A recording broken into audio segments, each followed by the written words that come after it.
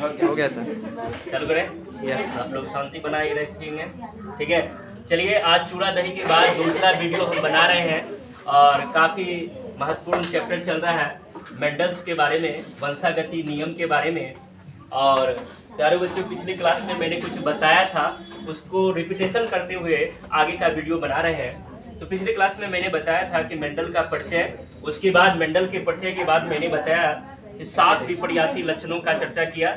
7 विपर्यासी लक्षणों को आधार बनाकर मेंडल साहब ने क्या क्या प्रयोग किया था उसके बारे में मैंने बताया।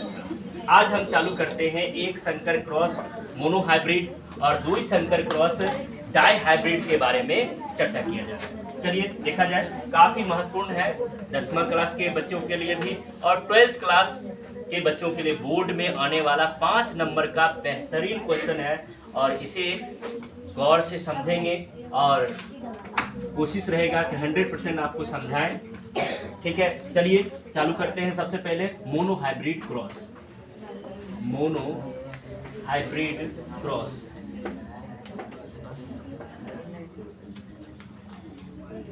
मोनो हाइब्रिड क्रॉस अर्थात एक संकर क्रॉस। सबसे पहले एक संकर क्रॉस में क्या होता है, सबसे पहले हम एक संकर में एक लक्षण लेते हैं। लक्षण आपको तालिका दिया हुआ है बगल में, इस तालिका को देखा जाए। हम एक लक्षण लेंगे, क्या लेंगे? लक्षण। एक लक्षण लिए और एक लक्षण में सबसे पहले किसका लेंगे? प्रभावी। और दूसरा किसका लेंगे? अप्रभावी। किसका लेंगे? अप्रभावी। एक क्या लिए लक्षण? कितने प्रकार के? 2 प्रकार के। एक क्या होगा? प्रभावी और दूसरा अप्रभावी होगा। एक प्रभावी और दूसरा अप्रभावी होगा। और लक्षण क्या लेना है?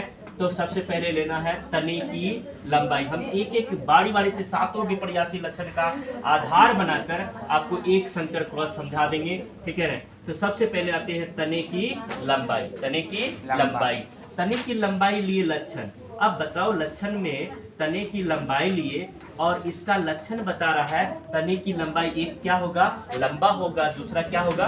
नाटा होगा। तो सबसे पहले लिख देंगे लंबा। कैसा पौधा होना चाहिए? तना का लंबाई कैसा होना चाहिए? लंबा होना चाहिए। तो यहाँ लिखेंगे लंबा और दूसरा लिखेंगे नाटा। लिख दिए, ठीक है। लक्षण बताए कितने प्रकार के? 2 प्रकार के, एक प्रभावी और दूसरा अप्रभावी। लंबा के लिए क्या प्रयोग करेंगे? Capital T, capital T.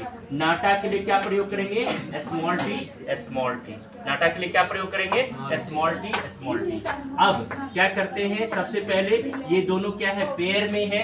तो पेयर में है तो इसको क्या करना है? अलग अलग करना है। पेयर में है तो क्या करेंगे? अलग अलग करेंगे। यहाँ भी देखिए पेयर में है तो इसको क्या करेंगे? अलग अलग करते हैं। अलग अलग करते हैं, capital T, small T, small T.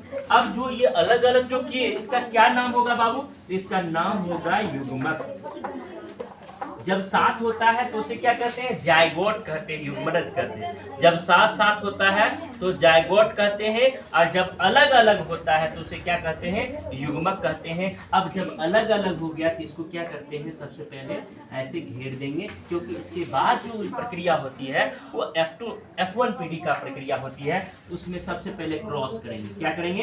Cross करेंगे। सबसे पहले क्रॉस करने के लिए एकदम ध्यान देना है कि क्रॉस करने के लिए सबसे पहले प्रभावी को क्या करेंगे? अप्रभावी के गैमेट से क्या करते हैं? क्रॉस करते हैं। प्रभावी को क्या करेंगे? अप्रभावी के गैमेट के साथ क्रॉस करते हैं। तो ये प्राप्त होता है कैपिटल टी, स्मॉल टी। पुनः क्या करते हैं? Capital T, small T. इसके साथ क्रॉस किए, पुनः इसको क्रॉस करेंगे, कैपिटल टी, स्मॉल टी।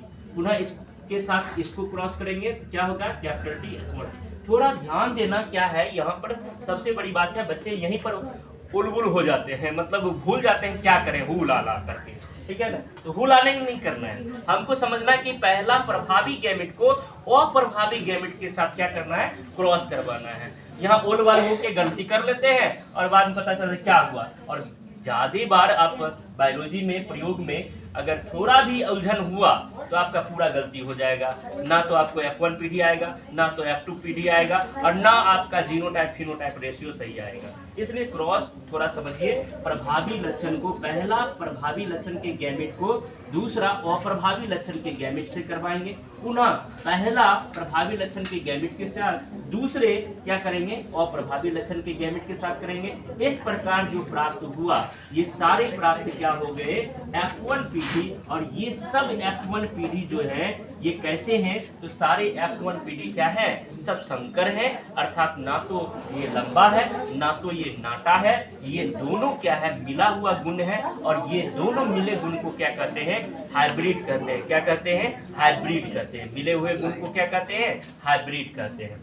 अब आइए, ये तो F1 पीढ़ी पता चल गया। अब F2 पीढ़ी कैसे पता चलेगा, तो सबसे पहले इसको क्या करते हैं, सेल्फिंग करते हैं। सेल्फिंग किसको कहते हैं, सेल्फिंग का मतलब होता है, सेल्फिंग का मतलब होता है स्वपरागन। क्या आपका मतलब होता है, स्वपरागन। और स्वपरागन जब होता है तो क्या किया जाता है, थोड़ा समझा जाए। जब स्वपरागन किया जाता है तो उसमें हम सबसे पहले हम क्या करते हैं, सबसे पहले हम क्या करते हैं, सेल्फिंग करने के बाद हम क्या करते हैं, स्वपरागन एक बॉक्स बनाते हैं, ठीक है। इस बॉक्स में हम क्या करेंगे, सबसे पहले हम देखते हैं कि इन दोनों में से कोई एक लेंगे, इन दोनों में से कोई, कैपिटल टी स्मॉल टी, इन दोनों में से कोई एक लेंगे, कैपिटल टी स्मॉल टी, ठीक है। अब क्या करते हैं, पहला हम ऊपर वाला लिखते हैं कैपिटल टी स्मॉल टी, ये वो यहाँ रखे, ये वो यहाँ रखे। अब इस दोनों में देखें, एक कहाँ रखना है, कैपिटल टी यहाँ रखना है, और दूसरा स्मॉल टी क्या करना है, यहाँ रखना है। फिर से देखें, यहाँ हम क्या किए, जब F1 पीढ़ी प्राप्त हो गया तो हम क्या करेंगे, सेल्फिंग करेंगे। सेल्फिंग का मतलब क्या होता है, स्वपरागन होता है। स्वपरागन जैसे ही करेंगे तो ये क्या होता है, कैपिटल टी यहाँ लिखा जाता है, स्मॉल टी यहाँ लिखा जाता है, और इस वाले में से कैपिटल टी यहाँ लिखे और स्मॉल टी यहाँ लिखते हैं।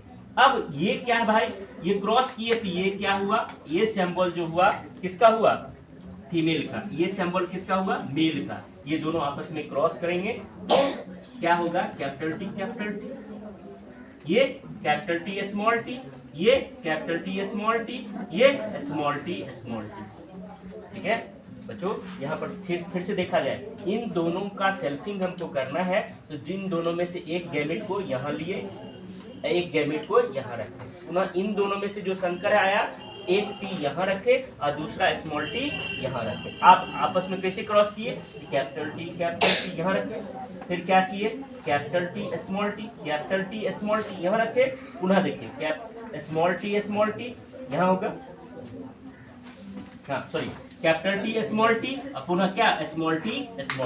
इस बॉक्स में कैसे हुआ, इसके साथ, पुनः क्या हुआ, इसके साथ, पुनः क्या हुआ, इसके साथ, पुनः क्या हुआ, इसके साथ। इस ढंग से हम भरे, ठीक है। अब देखिए यहाँ पर आप क्या करिए, इस जैसे ही ये प्राप्त हुआ इसको क्या कहेंगे, F2 पीढ़ी। इस जो प्राप्त हुआ F2 पीढ़ी। अब कहता है जीनोटाइप तथा फिनोटाइप रेशियो निकालना, तो यहाँ लिखेंगे, डायरेक्ट लिखेंगे फिनोटाइप। क्या लिखेंगे, फिनोटाइप अनुपात।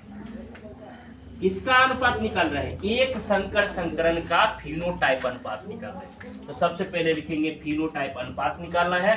तो सब फिनोटाइप किसको कहते हैं, पिछले क्लास में मैंने बताया था, फिनोटाइप किसको कहते हैं, बाहरी प्रारूप को फिनोटाइप कहते हैं और अंदरूनी प्रारूप को क्या कहते हैं, जीनोटाइप कहते हैं। तो बाहरी प्रारूप क्या है, तो बाहरी प्रारूप आप देख रहे हैं, तो ये भी लंबा है, ये भी लंबा है, ये भी लंबा है, लेकिन ये क्या है, नाटा है। भले ये संकर है तो लंबा ना, इसलिए ये सारे लंबा है। तो टोटल को अगर 100% मानते हैं, इसको कितना मानेंगे बाबू, 25%। इसको कितना मानेंगे, 25%। इसको कितना मानेंगे, 25%। इसको कितना मानेंगे, 25। हम मानते हैं टोटल को माने कितना परसेंट, 100%। इसको क्या मानेंगे, 25। इसको भी क्या मानेंगे, 25। इसको भी क्या मानेंगे, 25। इसको भी क्या मानेंगे, 25। अनुपातिक रेशियो आप मैथ में जरूर पढ़े होंगे बच्चों। मैथ में तो भूत उतरता है, लेकिन आप इसको देखते रहिए, यह भी मैथ है, बायोलॉजी में भी मैथ है। मैथ आपको छोड़ने वाला नहीं है जीवन में, ठीक है ना, इसलिए मैथ तो आपको पढ़ना ही पड़ेगा। चलिए अनुपातिक रेशियो देखते हैं, 25 अनुपात, फिर 25, फिर अनुपात 25, लेकिन ये सभी क्या है, capital T small T, capital T small T.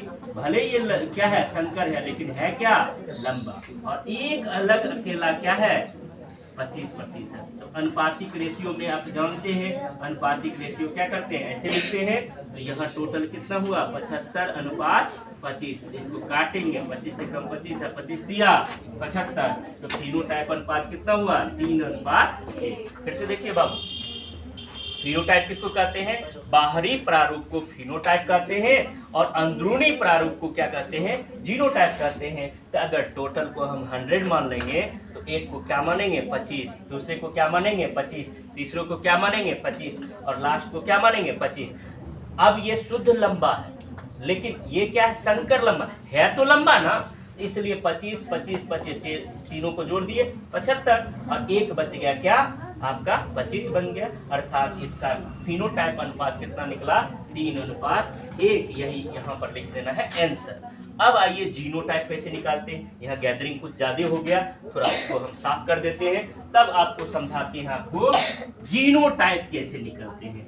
आप जीनोटाइप जरूर जानते हैं, जीनोटाइप माने जीनी प्रारूप, अर्थात जीन के द्वारा प्राप्त होता है। डीएनए के छोटे खंड को क्या कहते हैं बाबू, जीन कहते हैं। अब जीनोटाइप समझते हैं, जीनोटाइप में क्या करेंगे, देखा जाए जीनोटाइप कह रहा है, फिर वही बात, अब क्या है, अंदर जाना है, जीन के अंदर जाना है। तो ये क्या है, शुद्ध लंबा, क्या नाम है, शुद्ध लंबा, अनुपात संकर लंबा, अनुपात संकर लंबा, अनुपात शुद्ध बहुना, शुद्ध बहुना, शुद्ध बहुना, बहुना जानते हैं ना, हो बहुना आदमी देखे हैं ना। चलिए अनुपात शुद्ध देखते हैं, टी अनुपात capital T small T, capital T capital, 2 बार है तो 2 बार ना लिखकर इसको क्या लिखेंगे, यहाँ 2 ऐसे करके लिख सकते हैं।